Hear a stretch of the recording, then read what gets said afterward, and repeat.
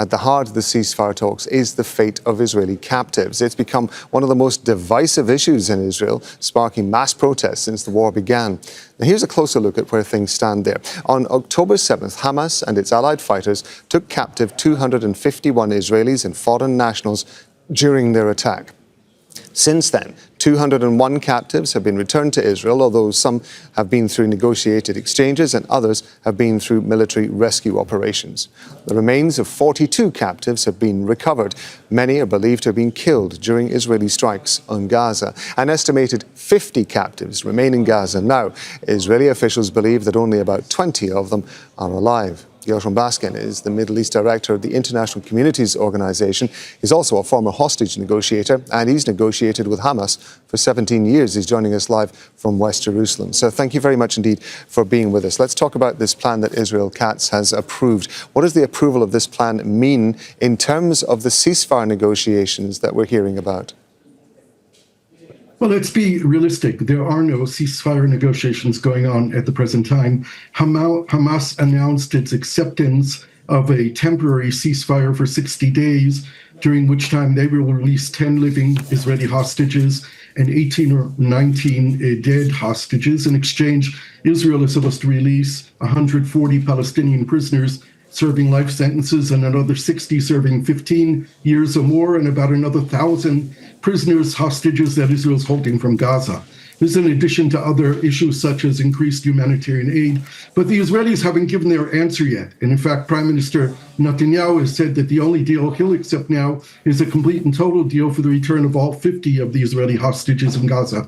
My suggestion, and I've said this to Hamas, is that they need to pick up the challenge. They didn't want a partial deal. They were pushed into it by Qatar and Egypt in the negotiations that took place in Cairo all of last week. Hamas should come out publicly and issue a declaration to the Qatari Prime Minister saying, we too will only accept a comprehensive deal that puts an end to the war, leads to Israeli withdrawal from Gaza. We will return all the Israelis, all 50 of them, within 24 to 48 hours in exchange for Palestinian prisoners. But this war must end.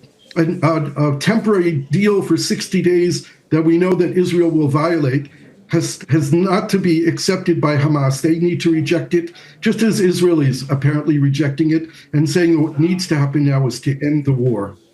Meanwhile, we have this plan on the table to move for the encompassing of Gaza City and the seizure of Gaza City. We have seen, of course, huge protests in Israel demanding the return of the captives from Gaza, but nobody is really entirely clear, at least publicly, about where the captives are. Now, if the military push does go ahead to Gaza City, what is the risk to the captives, do you think? The captives will die. We've seen videos of them in the last weeks issued by Hamas. Hamas is making a huge tactical error now in showing these videos of starved Israeli hostages, because this is what turned President Trump against the possibility of forcing Israel into a ceasefire. I have advised Hamas that they need to feed those hostages and show them being fed on video, not a one-time deal, but continuously, because this will put Trump in favor of ending the war. We know that he wants to end the war, but when he saw those videos that were released by Hamas, he went crazy and he came out with a statement that Israel will do what Israel needs to do. And that's what we see as the preemptive attacks that are taking place right now on Gaza City, on Jabalia, in Tufah, in Zaytun. This needs to stop. The Israeli plan for moving everyone in Gaza into the southwest corner of Gaza and taking over Gaza entirely is happening.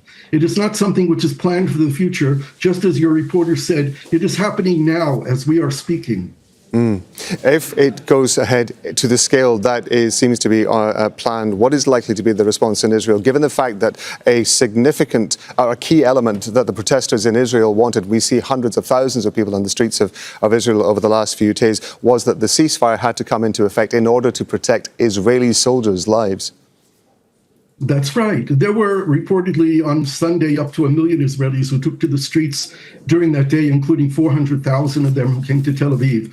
But with all these protesters, we know that more than 80% of the Israeli public wants the war to end and for the captives to be brought home immediately.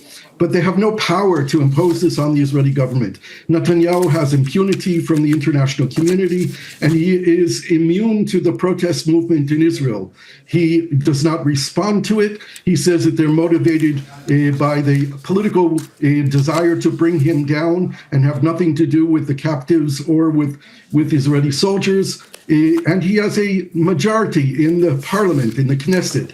So he is not going to change his position here. He's captive to Ben Gvir and Smotrich. And as long as the international community has no power to force him to do anything, neither does the Israeli public. Gershon Baskin, we appreciate you being with us on Al Jazeera, sir. Thank you very much indeed. Thank you. Don't miss out. Get the full picture. Subscribe to Al Jazeera for reliable news and expert insights. Like, share, stay ahead.